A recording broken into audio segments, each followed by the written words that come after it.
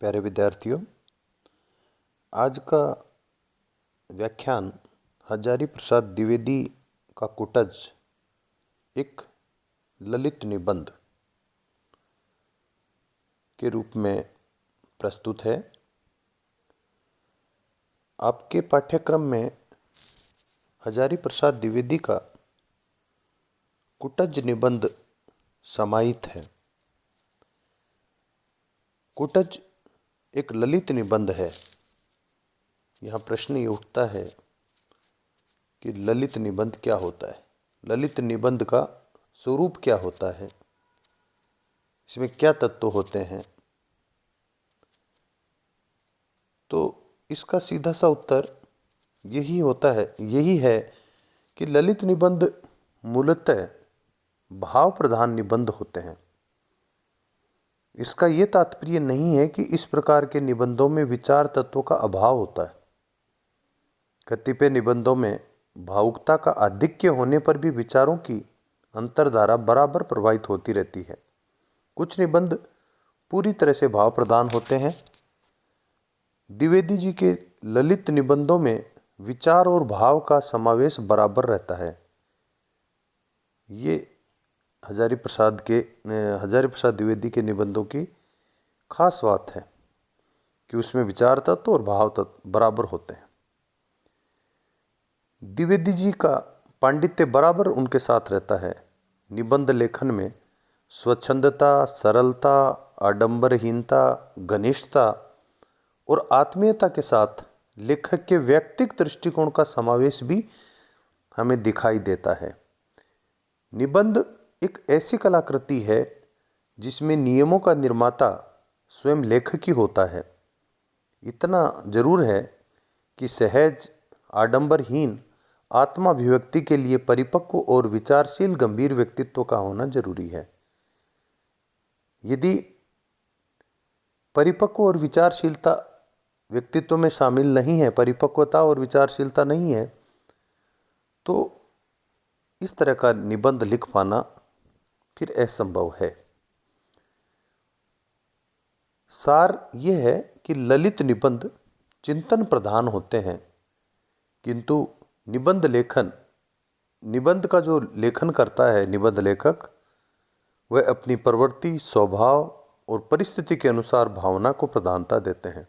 इस प्रकार भावना और विचार का एक सहज समन्वय ललित निबंध की विशेषता है।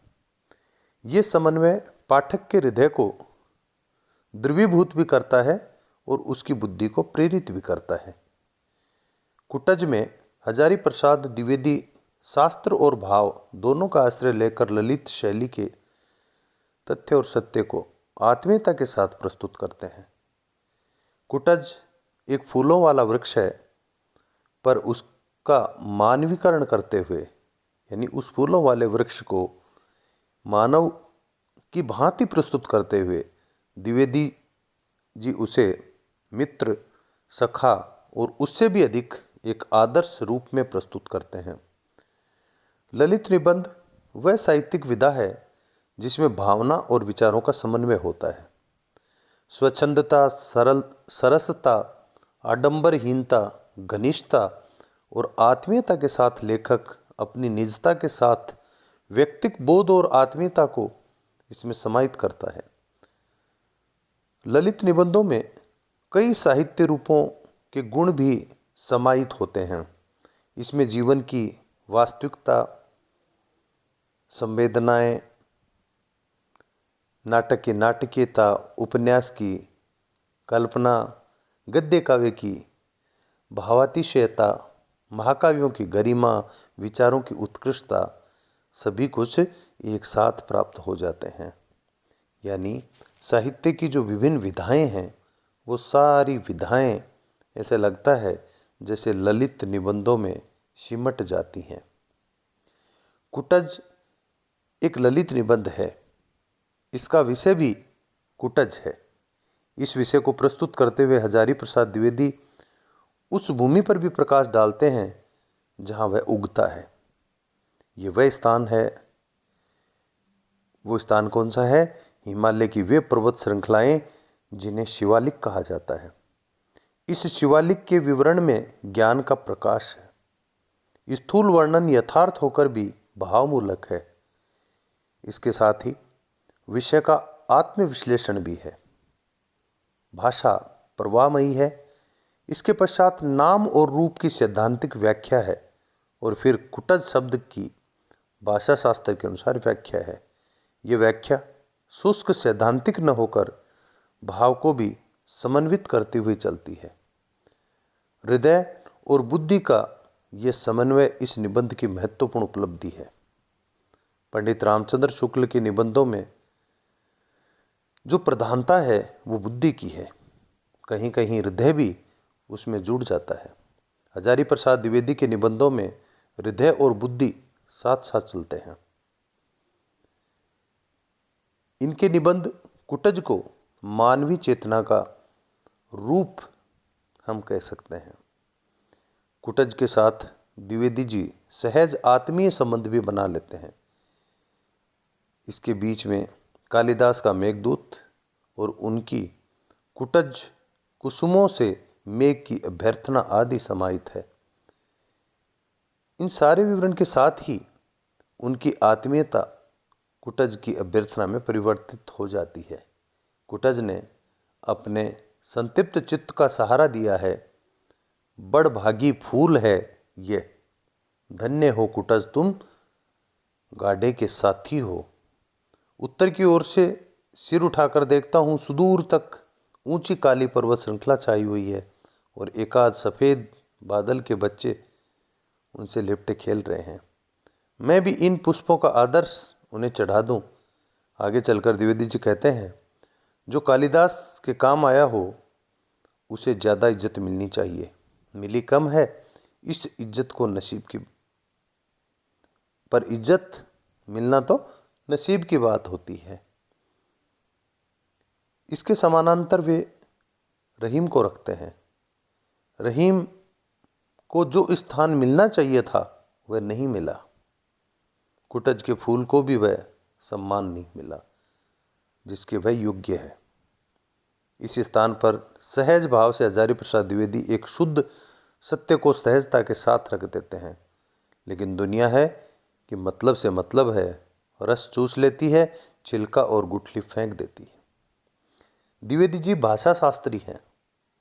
फलतः कुटज शब्द का ऐतिहासिक संबंध, उसकी प्राचीनता, उसकी व्युत्पत्ति, उसका भाषा विचार, उसके विविध आयामों पर वो शास्त्र के अनुसार मीमांसा करने के पश्चात वे पुनः प्रकृति लालित्य के मध्य कुटज की प्रतिष्ठा करते हुए प्रतीत होते हैं।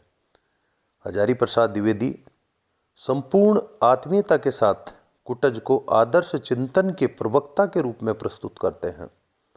भाषा, भाव और बोध के लालित्य के रूप में हजारी प्रसाद द्विवेदी के निबंध कुटज की निम्नलिखित पंक्तियां देखिए। मगर कुटज है कि संस्कृत की निरंतर स्फीयमान शब्द राशि में जो जम के बैठा सो बैठा ही है। चारों ओर कुपित यमराज के दारुण विश्वास के समान धधकती लू में वह हरा भी है और भरा भी है। दुर्जन के चित्त से भी अधिक कठोर पाषाण की कारा में रुद्ध अज्ञात जल स्रोत से बरबस रस खींचकर सरस बना हुआ है और मूर्ख के मस्तिष्क से भी अधिक सूने गिरी कांतर में भी ऐसा मस्त बना है कि ईर्ष्या होती है। कितनी कठिन जीवनी शक्ति है। इसके पश्चात हजारी प्रसाद द्विवेदी कुटज को जीवन शक्ति के महत्तम प्रतीक के रूप में विनियोजित कर उसके माध्यम से अपनी सामाजिक चेतना संबंधी विचार सरणी की भी अभिव्यक्ति करते हैं। यह ललित निबंध द्विवेदी जी की सामाजिक मान्यताओं का विचार कोश है। ललित निबंध का एक और विशेषता है स्वच्छंदता। स्वच्छंदता ही वह विशेषता है जो निबंध को शास्त्र के बोझ से मुक्त करती है। स्वच्छंदता का अर्थ निबंध के संदर्भ में अनियंत्रित होना नहीं है, वरन वह लेखक की निजता से मुक्त सन्निवेश से संबंधित है।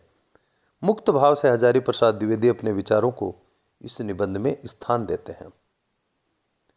ललित निबंध में आत्मीयता और आडंबरहीनता का विशेष स्थान है।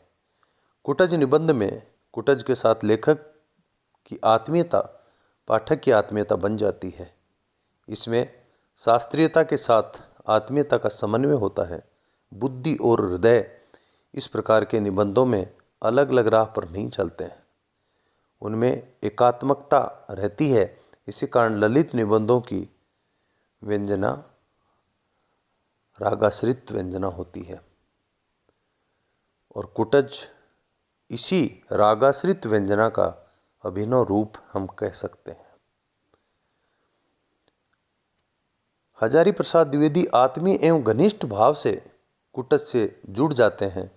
इस निबंध से गुजरते हुए ऐसा लगता है जैसे द्विवेदी जी ने उसकी काया में प्रवेश कर लिया। इसको परकाय प्रवेश कहते हैं। यदि ऐसा न होता तो निबंध बाह्य विवरण देकर ही समाप्त हो जाता। ललित निबंध की खास विशेषता अंतरंग होने में है। कुटज के साथ ये अंतरंगता कुटज निबंध का प्राण है। वह सखा है, मनस्वी मित्र है, गाडे का साथी है। हजारी प्रसाद द्विवेदी कुटज के साथ एकात्म हो जाते हैं। विवरण तो कोई भी सामान्य लेखक दे सकता है, पर विषय वस्तु के साथ एकात्म स्थापित करना महान लेखक के द्वारा ही संभव होता है। इस एकात्म भाव के कारण कभी कभी ऐसा प्रतीत होता है कि कुटज के भीतर से हजारी प्रसाद द्विवेदी की वाणी का झरना प्रवाहित हो रहा है।